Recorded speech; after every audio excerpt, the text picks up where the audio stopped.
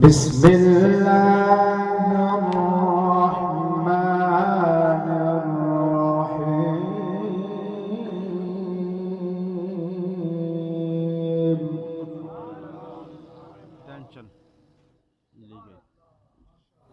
جاء واستعينوا بالصبر والصلاة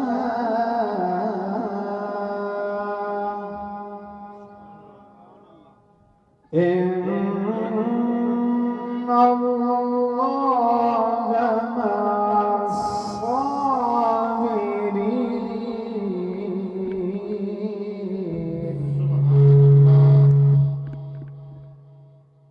ولا تقولوا لمن يقتل في سبيل الله سبحان الله في سبيل الله أموات سبحان الله بل أحياء ولكن لا تشعرون سبحان الله. ولنبلونكم بشيء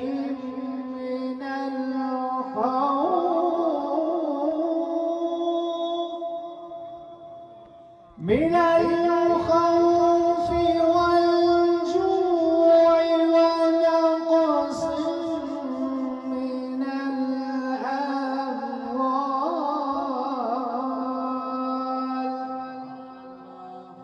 ونقص من الأموال والأنفس والثمرات وبشر الصابرين الذين إذا أصابتهم مصيبة قالوا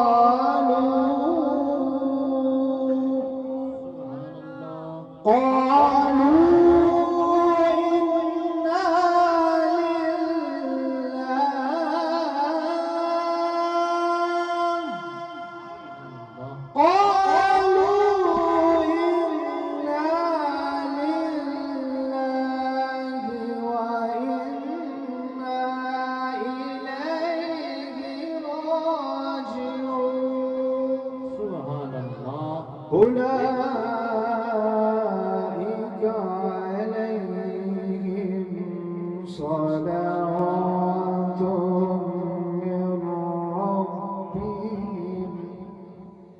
من ربهم ورحمة وأولئك هم المهتدون.